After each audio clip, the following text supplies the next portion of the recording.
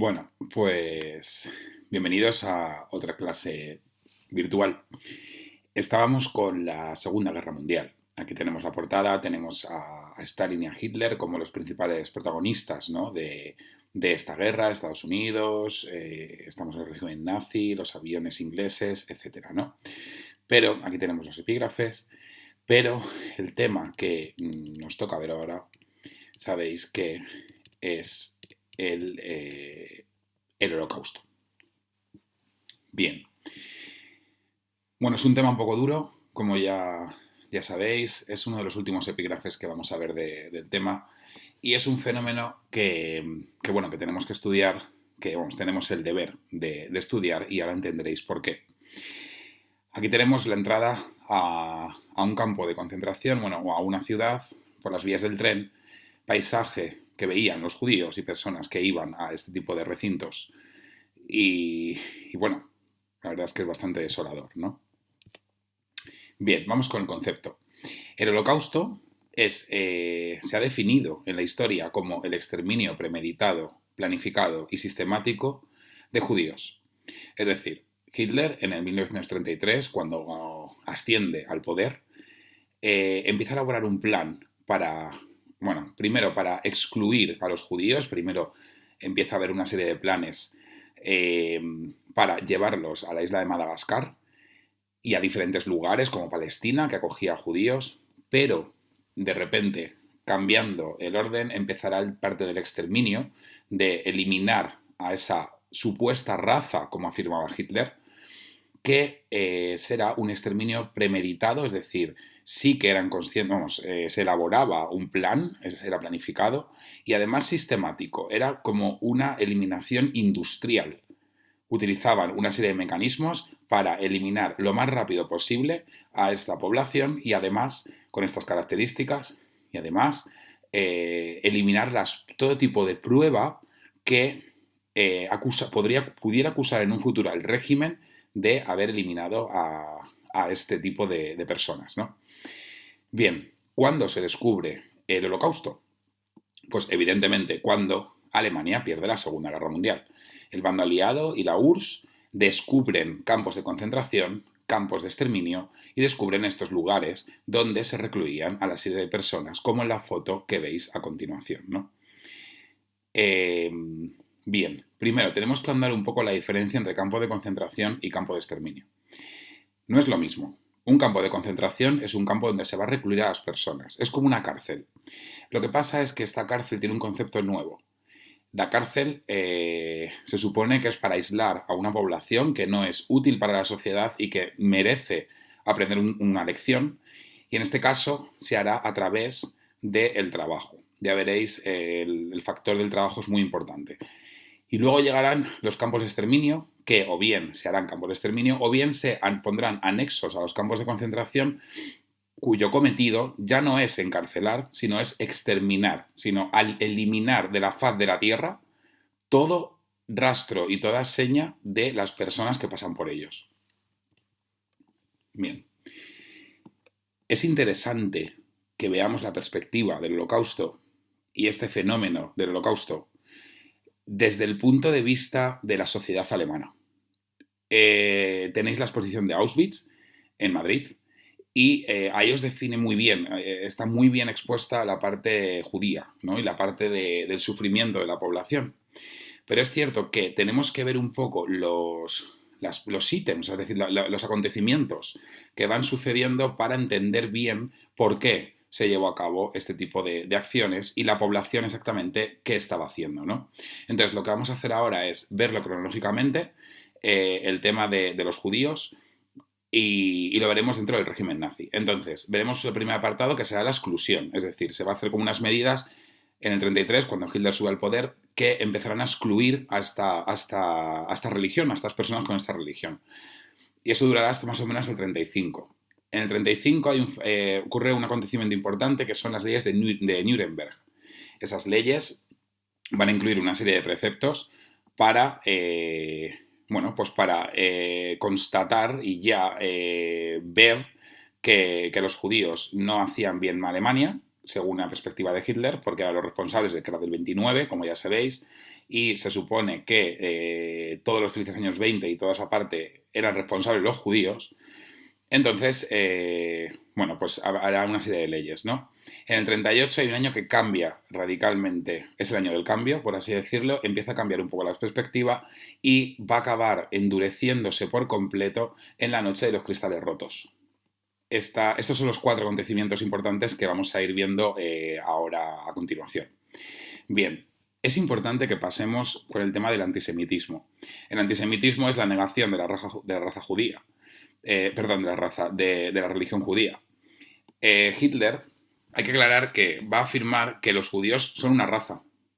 Aquí tenemos un cartel de una película de la época que hablaba, bueno, pues que pinta a un judío con una cara desagradable, ¿no? Se supone que Hitler afirmaba que era una raza con unos rasgos particulares, una nariz grande, una boca acentuada, unos ojos pequeños. Pero es cierto que, como bien afirmara su ministro de propaganda, no todos los judíos parecen judíos, evidentemente, porque no es una raza, es una religión. Entonces, esto hay que aclararlo, ¿no? Entonces, este antisemitismo verbal que va a tener Hitler al principio, lo va a convertir más adelante, cuando ya llega al poder, en un antisemitismo global. Sí que va a empezar a cometer acciones antisemitas. Lo verbal, al principio, que parece, bueno, pues un discurso y punto, se va a convertir en acciones y ahí está lo peligroso. Bien, ¿cómo va a comenzar el tema de la exclusión? Pues van a hacer una serie de leyes, una vez que sube al poder, que se van a aplicar, bueno, leyes contra los judíos que se van a aplicar dentro de la esfera pública. Por ejemplo, un judío no va a poder trabajar en la radio, en la televisión, en los hoteles, luego en la sanidad, en la educación, incluso en las clases se va a meter la medida de los numerus clausus, que son los grupos limitados de cuántas personas tiene que haber en clase, y se excluía a la población judía. Pero esto fue muy poco a poco y integrándolo poco a poco en la sociedad. Vamos a ver cómo exactamente Hitler va metiendo todo esto en la sociedad. Bien.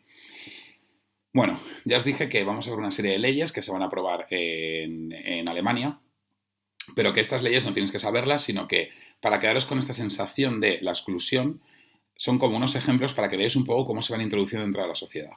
Bien, las fotos que vais a ver a continuación las he sacado de un barrio en Berlín. Son fotografías de un barrio en el cual se honra a la población judía. Es una forma como de recordar todas las cosas que hubo, ¿no? Se convierte en una serie es un barrio que están en todas las farolas, hay como unos carteles y detrás un dibujo que representa la medida que se hacía, ¿no? Y se van poco a poco poniendo las leyes, ¿no? Vamos con esta primera que dice que se va a excluir, sale una ley en la que dice que se excluye a los judíos de los coros. Los coros son grupos sociales, evidentemente, son grupos que las personas cantan. Entonces, ya excluir a los judíos de ahí, pues bueno, pues evidentemente a la población le rechinaba y lo veía injusto, diría, ¿y esto? ¿Por qué lo harán? Pero bueno, como es una medida un poco, por así decirlo, tonta, pues la gente pues como que fue un poco viendo, vale, pues bueno, pues no pasa nada, bueno, pues hacemos coros clandestinos o bueno, o no nos reunimos mucho y demás, ¿no? ¿Qué va a pasar? Que más adelante sale otra ley que dice que se prohíbe que los jóvenes judíos paseen en grupos superiores a 20 personas. Esta medida parece una tontería, pero ya genera una incomodidad, porque ya un grupo de 20 personas ya genera que la gente cuente y diga, vale, para que no nos lleven presos o para que no nos acusen de estar en contra de la ley, tenemos que empezar a contar cuántas personas van. Por otro lado, he puesto una foto de las mascotas porque la foto de este cartel no la pude conseguir bien. Y otra de las leyes que salieron es que los judíos se prohibió a los judíos tener mascotas. Evidentemente, esta ley parecía absurda, pero vamos a pensar un momento en cómo aplican la ley.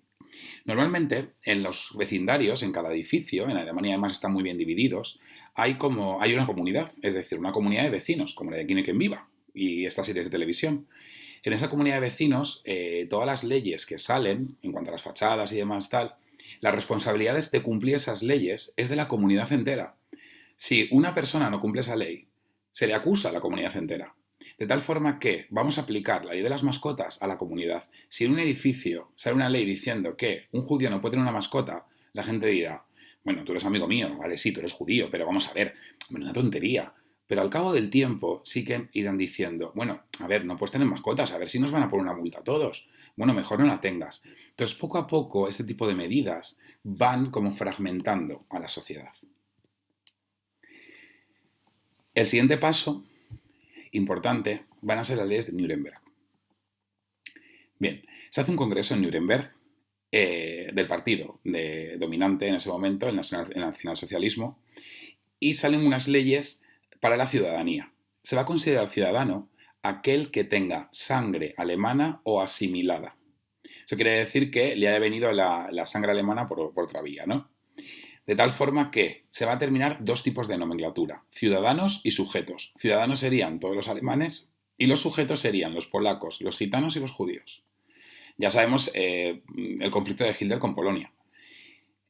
Los judíos y los gitanos, Hitler argumentará que como su vida entera han sido nómadas, están poco evolucionados con las teorías de Darwin y demás, ¿no? Entonces, por ahí va a justificar el tema racial. Por otra parte, y por favor repito y reitero que no son una raza, que es una religión. Pero bueno, por otro lado, van a sacar unas leyes para la protección del honor y la sangre alemana. Va a establecer exactamente los matrimonios que van a ser legales y que no son legales. Os podéis imaginar, un matrimonio de un judío con una alemana está prohibido.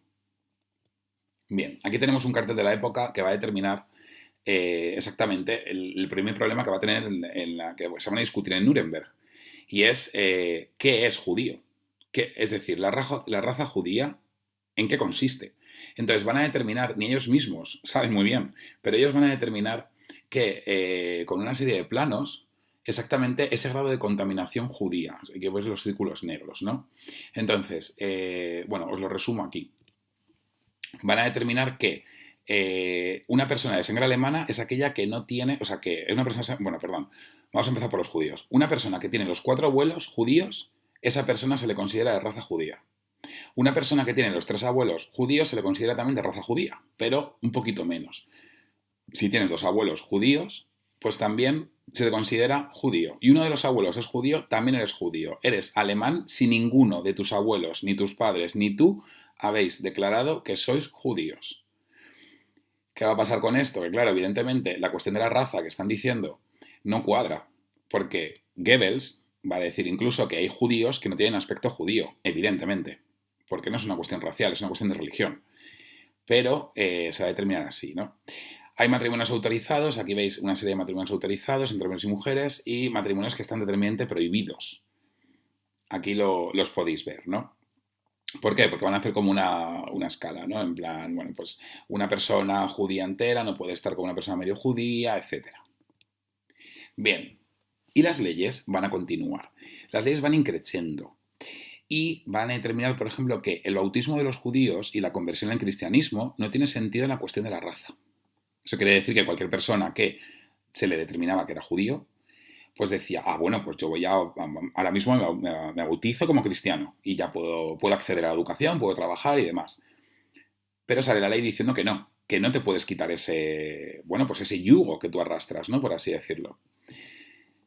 Otra ley que aparece es que se jubilará todo funcionario postal casado con una judía. Eso quiere decir que todas las personas que llevan la correspondencia no podrán trabajar. De tal forma que llevan correspondencia y están casados con una judía no van a poder trabajar. Alemanes casados con una judía que llevan correspondencia no pueden trabajar. ¿Esto qué va a implicar? Pues evidentemente implicará que la correspondencia en esa época era un medio muy importante, como podéis imaginar. Y bueno, espiaron la correspondencia, era una serie de cosas y bueno, y no quieren que esté metido personas judías, ¿no? Por así decirlo. Bien, por otro lado, hay una ley que empieza a ser muy laxa, que empieza a decir que un judío tiene que declarar su credo, o sea, tiene que decir que es judío antes de atender a un paciente. Se refiere, perdón, a un médico judío. Esto parece una tontería, porque claro, dices tú, pero vamos a ver, vaya tontería. Entonces, imaginaos la escena, ¿no? Llegas al médico y el médico te dice, bueno, disculpe, antes de atenderle tengo que decirle que soy judío. Pues tú te ríes y dices, bueno, qué tontería. Es que de verdad, ¿cómo están, eh? Pero bueno, son cosas que hay que decir, vale, perfecto. Esta verdad, esta frase repetida muchas veces se va a convertir en verdad. Porque si lo pensáis, aquella abuelilla o aquella persona que va al médico y le dicen soy judío, en una conversación luego entre amigos dirá, bueno, a ver, tienen que tener algo de especial, porque es que si no, no me dirían cada vez que voy al médico que es judío. o el gobierno no habría puesto esta ley. La gente como que se empieza a cuestionar estas cosas y genera brecha. Esto va a llegar a esta ley que tenéis aquí, que se prohíbe que los médicos judíos ofrezcan sus servicios. Es decir, todo médico judío tendrá que dejar de trabajar. Entonces ya no estás creando una brecha, ya estás imposibilitando a unas personas a trabajar en tu país. Por otro lado, aquí tenemos otra norma que dice que los judíos y las judías deberán llevar el nombre de Israel en el pasaporte y Sara en el pasaporte como segundo nombre. Claro, si tú no haces esto, caes en la ilegalidad y te pueden meter en la cárcel o te pueden poner una multa o la sanción que tenga. Entonces, es una forma de que tú quieras ser legal en un país, vas y dices, mira, yo soy judío o estoy considerado judío porque mi abuelo era judío, ponme el nombre de Israel. Y es una forma de que el Reich, el gobierno, te identifique como judío y sepa dónde estás. Bien, vamos acabando ya las normas, ¿no? Se va a prohibir el juego, se van a meter en sectores muy delicados, como los niños. Se van a prohibir el juego entre niños arios y no arios. Sabemos cómo son los parques. Sabemos que los niños juegan y sabemos que las familias, los padres y las madres están en los bancos hablando del parque. ¿Qué va a pasar si un niño ario y no ario se juntan? Esas familias se van a poner nerviosas y van a decir, me parece bien, es decir, no pasa nada porque jueguen, pero mejor no vamos a jugar, no vamos a juntarles, no vaya a ser que se lleven a los niños presos o que me lleven a mi presa, ¿no? Por otro lado, tenemos otra ley que dice que las asociaciones culturales judías deberán ocuparse de la retirada de las ruinas de sinagogas y la reconstrucción de estas sinagogas no está permitida. Esto viene por la noche de los cristales rotos. Esta norma quedarosla a la cabeza ahora cuando la veamos, ¿vale? La noche de los cristales rotos. Bien, los judíos solo podrán comprar alimentos en Berlín por la tarde de 4 a 5. Claro, eh, son medidas que son muy sutiles. Bueno, pues no pasa nada, pues compro alimentos de 4 a 5 si yo puedo seguir viviendo, no me están privando de nada. Pero estás ya como segregando a la población, separándoles.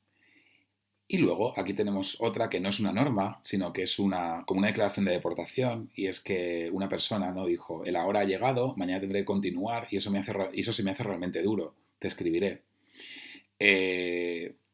Muchas de las personas judías o muchas de las personas que empiezan a sufrir estas leyes, adineradas, se van a ir y van a pagar una tasa para irse a Alemania. Se van a ir muchos a Palestina, por ejemplo, y en Palestina les van a coger, evidentemente, y van a pagar una gran tasa. Pero hay una cosa muy importante y es que se va a crear un ministerio que veréis ahora que se va a quedar con parte del patrimonio judío, como patrimonio de las personas. Tal forma que un judío, si quería abandonar la Alemania, a principio podía hacerlo, pero luego podía hacerlo pagando una tasa, pero más adelante tendrá que dejar todo su dinero dentro de Alemania o una gran parte de su patrimonio. Y luego una ley, y es que dice que se permite que a los niños judíos pues que utilicen el transporte público para ir al colegio, pero solo si el centro está a más de 5 kilómetros de su hogar. Es decir, si de repente en Alemania está nevando, un judío con su hijo no va a poder coger el transporte público si el centro está a 2 kilómetros, tendrá que hacerlo andando. ¿Qué están evitando con esto? Las aulas. En las aulas los judíos dejan de ir a clase, porque cuando llega el invierno no van a ir. Por otro lado, hay festividades, hay acontecimientos, hay excursiones que se les prohíbe ir a los judíos en las escuelas. Entonces, las normas de forma atómica parecen como cosas un poco para fastidiar, pero que no afectan mucho la vida de las personas. Pero de forma conjunta es una aberración, si lo pensáis. Bien. Con todo esto hay muchas más normas, como podéis imaginar, he escogido un poco las más las más relevantes, pero hay muchísimas normas y mucho más drásticas. Esto va a más siempre, se prohíbe a todo judío trabajar. Llega un punto en el que sucede eso, ¿no? Pero vamos con el año del cambio, en el 38. Aparece un decreto, el 26 de abril del 38, que dice que todo judío tiene que declarar todos sus bienes, es decir, tiene que hacer una lista con todas las posesiones que tienes. Tiene casas, si tiene coches, si tiene tal, lo tiene que declarar. Tiene que decir Alemania qué tiene. Y Alemania añade una coletilla a esta norma. Dice que Alemania podrá disponer de esos bienes conforme a las necesidades de la economía alemana. Es decir, si la economía alemana está en peligro, pues puede confiscar esos bienes a los judíos. Fijaos que no dice alemanes en ningún momento.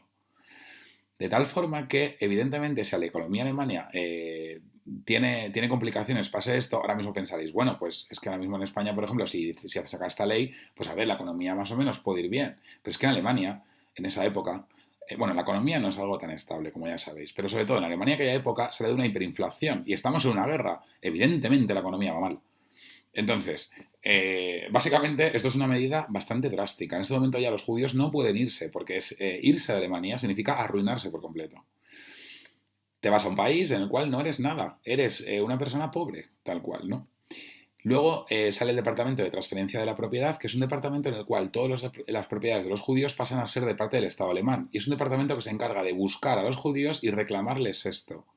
Y de hacer todo esto. En ese momento 80.000 judíos van a comprar su salida. Pero se van a ir pagando la tasa y además dejando sus propiedades. Aún así, otros tantos no van a poder salir. No pueden permitírselo.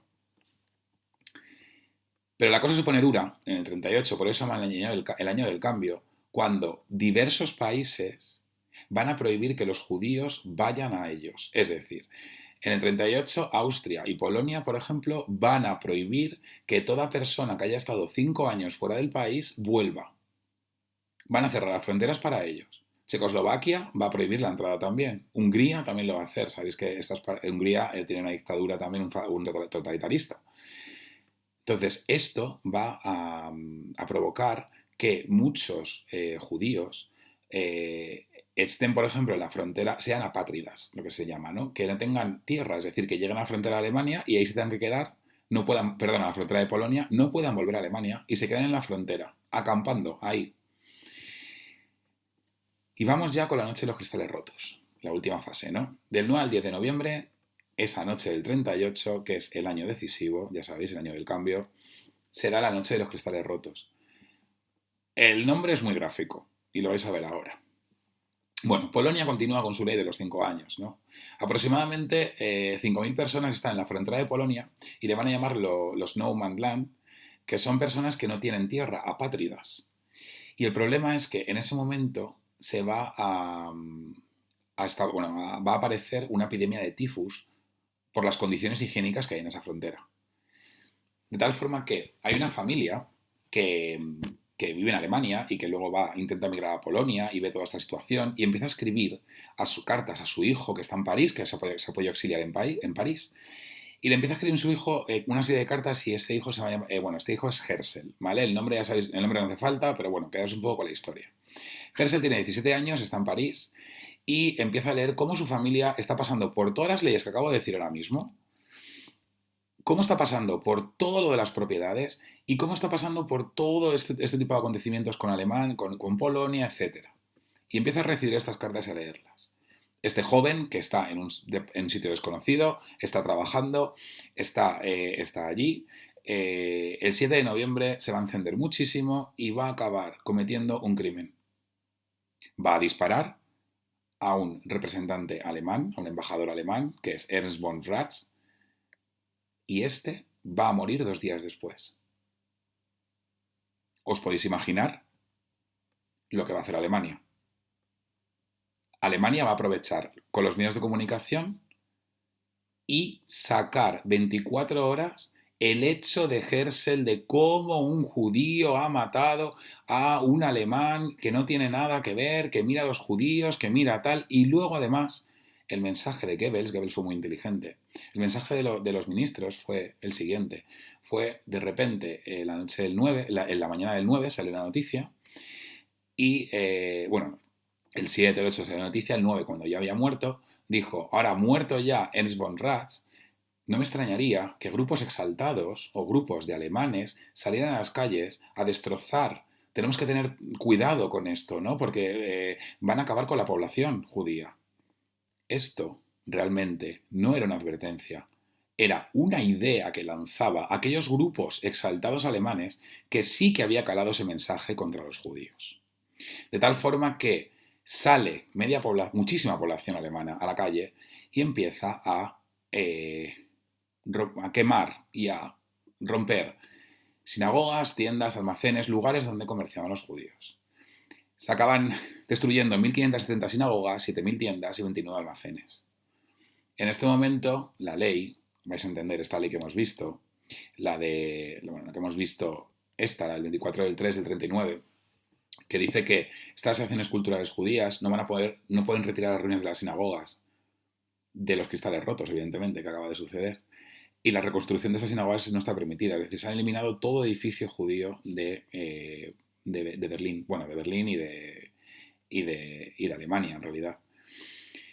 En este momento se considera que muchos historiadores consideran que el Holocausto ha empezado. En el momento en el que ya se da, la población va ya a atacar a judíos, ¿no? Como que ya dan un paso violento hacia ellos. No son ya palabrerías, sino que ya es un acto más. Y el siguiente eslabón, si os dais cuenta, hemos ido como una serie de pasos, desde te pongo una ley hasta ya te agredo, por así decirlo, va a ser la solución final. La solución final va a ser una reunión que van a tener en Berlín, ya lo veréis ahora, que va a consistir en cómo van a exterminar a los judíos. El gobierno va a decidir de qué forma y de qué manera se exterminan a judíos y cómo gestionar de forma industrial, como si fueran productos, para su eliminación de la tierra. Bien, en este momento ya existen campos de concentración, desde el 34, creo recordar, ya hay campos de concentración. Pero también hay una cosa interesante, que son los guetos. Un gueto, ya sabéis qué es, que es un reducto de población que normalmente tiene un carácter peyorativo porque consiste en una población que es marginal, es decir, que no, o bien es pobre, o bien tiene una serie de conflictos y demás, y como que se olvida, ¿no? Que se aísla. Alemania hace guetos, Alemania cuando invade Polonia, en este caso, también hace guetos, y en esos guetos no va a meter a gente pobre ni demás, va a meter a judíos. Entonces, aquí tenéis la imagen del gueto de Varsovia. El gueto de Varsovia, sabéis que la película El pianista lo describe muy bien. Y aquí tenéis, por ejemplo, una calle por la que los alemanes van a andar, y aquí tenéis el gueto de Varsovia, que es que los judíos tienen que cruzar por encima de alemanes para no encontrarse con ellos por un puente. Entonces, les aíslan de la población, ¿no? Y aquí es donde empieza la violencia fuerte antisemita. Bien, aquí tenéis una lista de campos de concentración que se van a abrir, ¿vale? Los campos de concentración se le llama también campos de trabajo. Mirad, este es Auschwitz, el más conocido. Auschwitz es el más conocido porque es el último que es el que no les da tiempo a destruir, por así decirlo. Cuando la URSS llega, el bloque de los aliados llega, se encuentran el campo de concentración y exterminio de Auschwitz prácticamente recién abandonado. Entonces, es el que más queda. Los demás empezaron a destruirlos pues, para intentar eliminar pruebas de esta masacre. Aquí tenemos uno que, por ejemplo, es Sachsenhausen, uno de los primeros, está en Berlín, bueno, cerca de Berlín, y demás, ¿no? Pero ya habéis visto que hay en Alemania, en Polonia, en Croacia, en Ucrania, etcétera, y hay muchísimos, pero muchísimos. Aquí tenéis la estimación de muertes. Todavía no se sabe exactamente cuántas muertes ha habido, porque los cuerpos los iban eliminando. Entonces, a día de hoy no sabemos un número exacto de muertes. Bien, y ahora vamos con el tema de los campos de concentración. Ya estamos acabando. Ahora entendéis un poco la parte del Holocausto y ahora vamos a ver la parte más sórdida. La parte de la población, ya la habéis visto, ahora vamos con la parte exactamente de tú eres judío, te llega la carta de que te deportan a un campo de concentración, que es una cárcel, por algún crimen que has cometido o no has cometido ningún crimen, pero por el hecho de ser judío te llevan a llevar allí porque eres peligroso y tú preparas tu equipaje y te montas en un tren. Vas a la estación, ahí te hablan en alemán y te montan en un tren. En el tren te dan un cubo. En ese cubo te dan dos cubos, uno con agua y otro vacío. El vacío para tus necesidades, el agua es para beber agua. Y te van a meter en un tren que dependiendo de dónde vivas, si vives en Italia y te llevan a Auschwitz, por ejemplo, pues tendrás días de viaje, unos 15 días de tren de viaje, y te meterán ahí en un tren de carga y te llevarán hacia el campo de concentración. En el tren, pues obviamente la gente enfermaba, hay gente que moría, hay gente que se agobiaba mucho, os podéis imaginar, ¿no? La llegada a los campos de concentración no es nada agradable. La llegada pasa primero por un control en el cual todas tus pertenencias, bueno, se paran evidentemente por sexos y se paran también por lo que ellos van a llamar utilidad. Es decir, los ancianos y los niños por un lado y las mujeres y los hombres divididos entre ellos por otro lado. Y en ese momento ya no se vuelve a ver a la persona con la que venías. Si tú venías con tu mujer va para un lado, tú para otro y ya no vamos a volver a verla. Lo que pasa es que eso te lo van a diciendo en alemán y si no entiendes alemán, pues no, bueno, ni te lo dicen, sino que básicamente entras para adentro. En ese momento te dan un uniforme, te ponen un número, te rapan la cabeza y estás en una cárcel, ¿no? Es el nuevo concepto de cárcel que tienen y tú pasas a ser un número tatuado. Se te asigna un barracón y en ese barracón hay una persona encargada del barracón que tiene una cama particular para él y tú estás, bueno, el resto de los judíos, de las personas están en unas literas, bueno, pues ahí puestos, ¿no? La rutina diaria es comer una vez al día mendrugo de pan y sopa y luego tener unos focos de madera, por ejemplo. El uniforme tiene que estar bien atado, con todos los botones, bien acicalado y tienes que hacer todo el día pues, una serie de trabajos forzados. Estos trabajos vienen argumentados porque dicen que la cárcel en este momento no sirve para nada. Entonces Hitler argumenta que, bueno, pues, sus ministros y demás, que el concepto de cárcel, aquí tenéis el comienzo, ¿no? de los campos de concentración, todos ponen lo mismo. El trabajo os hará libres. Y es que a través del trabajo, como que aprenderás de tu condena, te remitirás. Esto es un poco lo que quieren ver, o sea, lo que quieren dar ver al resto, ¿no? De que la gente ingresaba en las cárceles para aprender a través del trabajo. La realidad no es esa. La realidad se ha demostrado que entraron en los campos de concentración para contribuir porque era mano de obra gratuita para Alemania. Las armas que se fabricaban en los campos de concentración y eso es mano de obra gratuita para Alemania, mientras los alemanes vivían genial. Por otro lado, en esos campos de concentración se testaban productos, por ejemplo, en el caso de Sachsenhausen, por ejemplo, había unas rampas donde los presos se ponían los zapatos y se probaban esos zapatos. Ellos, claro, se hacían daño, había hospitales dentro de los campos de concentración, pero eran un poco, bueno, ya... Si queréis más información al respecto de esto, yo esta información de dónde la he sacado exactamente, ¿no? De una novela de Primo Levi, que es un superviviente de Auschwitz, que ha escrito un libro que se llama Si esto es su nombre, que, vamos, podéis leer y explica un poco el día a día de los campos de concentración y todos los prolegómenos que hay dentro, ¿no? Por otro lado, también se hacían experimentos médicos. Si una persona, un soldado alemán en la Segunda Guerra Mundial va a Siberia a luchar, pues quieren saber cuánto puede aguantar el frío. Bueno, pues primero se prueba con un preso a ver cuánto, se le ponen cubitos de hielo o lo que sea, y a ver cuánto prueba el frío. Es un preso, es una persona que saben que va a morir porque hay un exterminio de dos tipos, un exterminio directo industrial que es llegan y les matan o un exterminio por medio del trabajo. Pero por ahora estamos solo con campos de concentración. En ese campo de concentración lo normal es que la gente muera de agotamiento. Aquí tenéis una serie de planos de dos campos, ¿no? Este es Sachsenhausen y este es Mauthausen. Entonces, Sachsenhausen, aquí tenemos la entrada, está la parte que está solo la administración alemana y les van a dividir. Aquí, por ejemplo, tenemos prisioneros, bueno, en cada prisionero va a estar con los de su condena, por así decirlo, ¿no? Hay unos barracones para judíos, como veis aquí para soviéticos, etcétera. Ahora vamos a ver qué tipo de presos va a haber.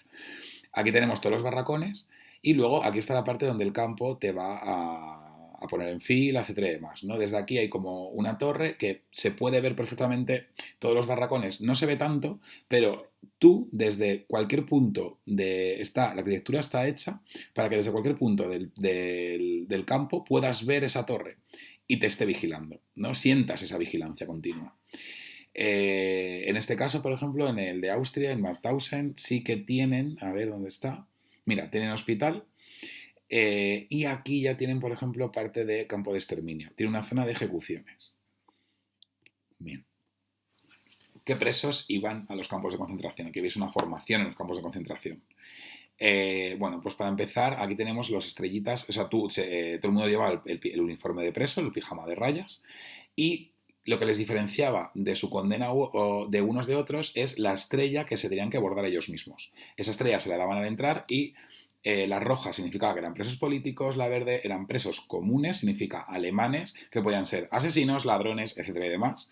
Por otro lado, tenemos emigrantes o apátridas, esas personas que no tenían territorio, también eran ilegales en Alemania, pues se los llevaban a los campos de concentración. En la cuarta tenemos testigos de Jehová, también eran considerados que no, bueno, tampoco vamos a centrarnos en ese tema, pero no eran considerados personas sanas, por así decirlo. Luego, gitanos. Luego tenemos la parte de antisociales, que ahí incluyen vagabundos, discapacitados homosexuales, personas que no desarrollan la sociedad alemana, homosexuales porque no pueden tener hijos, entonces como que cortan la sangre alemana en ese momento, ¿no? Discapacitados y vagabundos porque su vida no va a llevar a nada, según Hitler, ¿no? Y luego el 7, bueno, estos dos, sobre todo, bueno, el 7 va a ser los presos comunistas y anarquistas. Eso van a ser los más graves. Y esto hay que recalcarlo. Es por cuestión ideológica.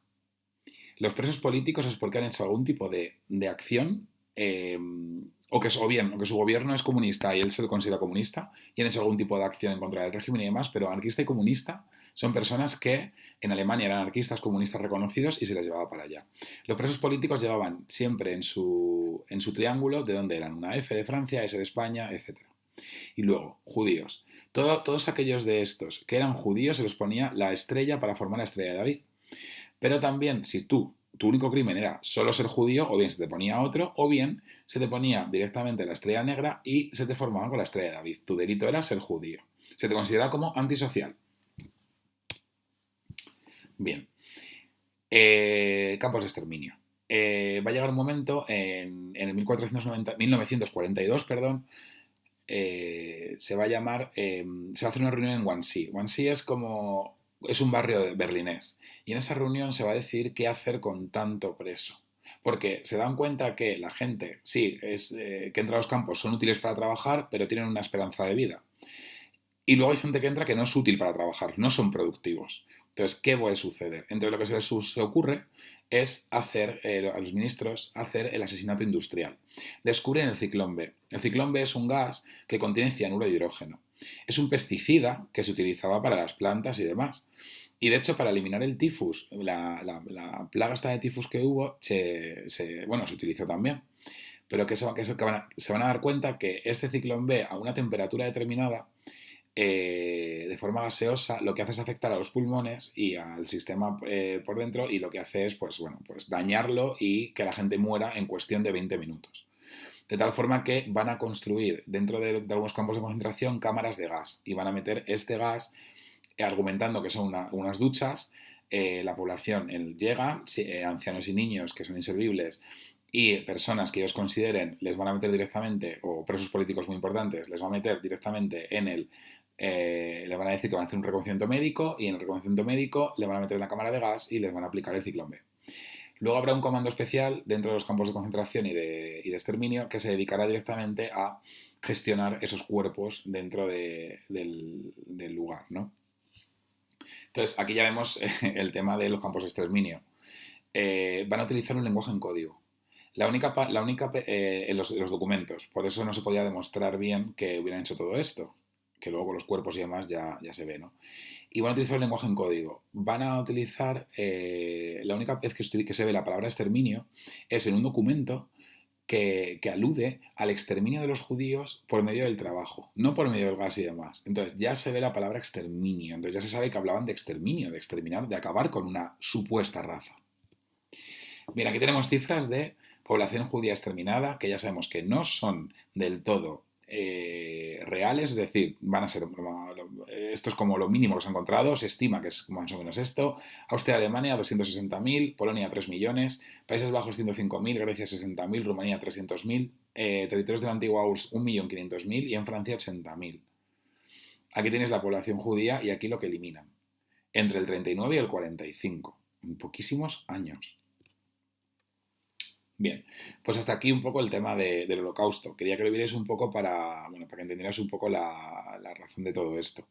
Cuando llegan los bloques aliados, pues alucinan, evidentemente. Liberan a estas personas y se organizan lo que se llama las marchas de la muerte. Es decir, los alemanes ven que están perdiendo la guerra y van a ordenar evacuar los campos de concentración porque los aliados están llegando. Muchos de ellos les hacen andar kilómetros y kilómetros y kilómetros continuamente para huir, ¿no? a los presos y con los soldados. Y bueno, básicamente esto es lo que sucede. Vale, ahora os pongo como dos textos que a mí me han llamado bastante la atención, ¿vale? Evidentemente, el tema más relevante de todo esto es la brecha. Habéis visto que con los judíos se creó una brecha social y con las personas de campos de concentración se creó una brecha social. Pero es que esa brecha social psicológicamente continúa. Porque los supervivientes sienten como una brecha psicológica, que lo vais a entender ahora. Mirad este texto, es de Charlotte Delvaux, que es una superviviente de Auschwitz. Lo que dice es, queréis saber, es de la exposición de Auschwitz este cartel, queréis saber y hacer preguntas, pero no sabéis qué preguntar, ni cómo preguntar, con que inquirís de cosas sencillas, como hambre, miedo, muerte. Es decir, quieren hacer preguntas, o sea, básicamente lo que dice ella es como todo el mundo le hace preguntas de pero no saben ni qué preguntar ni cómo hacerlo, porque es algo tan aberrante que la gente no entiende muy bien qué pregunta hacer. Entonces van, según ella, a cosas sencillas, como es el hambre, el miedo, la muerte. Y lo que dice ahora impacta muchísimo. Dice de las que no sabemos responder con palabras que entendáis. Nuestras palabras no os son comprensibles. Entonces inquirís de cosas más sencillas. Dinos, por ejemplo, cómo pasabas el día. Un día tarde sin pasar, un día tal. Es decir, esto viene a decir que cuando ellos hablan de hambre, miedo y muerte, la concepción de ese concepto que tienen ellos no es la nuestra. Sabéis que el ilustrador Rousseau siempre decía que para debatir... No, perdón. Sí, bueno, no sé si es Rousseau o Voltaire. Disculpad, no me acuerdo ahora mismo, pero bueno, uno de los dos. Decía que para debatir siempre había que poner sobre la mesa lo que era para ti la tolerancia, lo que era para mí, lo que era para ti el racismo, lo que era para mí, para tener los mismos conceptos y ya ponernos a debatir sobre un tema. Yo recuerdo, o sea, este cartel me recuerda a esto, ¿no? Ellos tienen una concepción de hambre que no es la nuestra, miedo que no es la nuestra, muerte que no es la nuestra. Y no son capaces de transmitirnos cuál es. Y nosotros no somos capaces de que ellos entiendan tampoco la nuestra. Es muy complicado este tema. Entonces, por eso dice que nuestras palabras no son comprensibles. Entonces, bueno, pues por el tema de cómo pasaban el día, escucháis sin paciencia, pero si os damos respuesta, seguiréis sin saber cómo pasábamos el día. Y supondréis que no sabemos responder. Es una impotencia alucinante la que pueden sentir estas personas. Porque, evidentemente, lo que están diciendo es eso, ¿no? Que con sus palabras, con las palabras que describís, aún así no son capaces de expresar cómo era el día a día. Y la impotencia está en que no se puede empatizar. Entonces, por eso os decía yo al principio de las clases que empatizar con esta época es muy complicado. Bien, y otro texto. Cuando los soldados soviéticos, entiende, llegaron a la Alhambrada, no nos saludaron ni sonrieron. Parecían oprimidos, más que por la compasión, por una cohibición desconcertada que les sellaba los labios y les clavaba los ojos aquella escena fúnebre. Era la misma vergüenza que siente el hombre justo ante los crímenes cometidos por otros, el remordimiento que producen la existencia misma de esos crímenes y el que hayan sido introducidos de manera irrevocable en el mundo de las cosas que existen. Esta frase es demoledora de Primo Levi. Claro, es la vergüenza que sientes de pensar que algo que ni te había pasado por la cabeza podría llegar a suceder. Bueno, para acabar con un poco de optimismo el tema, me quedo también con Charlotte Delvaux, que dice un mensaje muy interesante. Hay que tener en cuenta que son supervivientes de todo esto. Entonces, lo que dice es, tú que pasas por aquí, a ti te ruego que hagas algo, que aprendas un paso de baile. Algo que justifique tu existencia. Algo que te dé el derecho de estar vestido con tu piel y tu vello. Aprende a caminar y a reír, porque no tendrá sentido a la postre. Porque son muchos los que han muerto mientras tú sigues vivo y no haces nada con tu vida. Claro, Charlotte nos transmite un poco las ganas de vivir. Ríete, expresa, llora si hace falta, ¿no? Haz algo, aprende un paso de baile, justifica es decir, ese derecho a la vida que tienes, justifícalo, exprésalo, valóralo. Porque mucha gente ha muerto, tú estás vivo y no valoras tu vida. Entonces a mí esa frase sí que me llegó bastante cuando estudié todo esto. Y nada, esta frase lo quería regalar para vosotros. Así que nada, hasta aquí hasta aquí la clase presencial. Y si queréis, si tenéis alguna duda o lo que sea, pues ya me comentáis. Un saludo.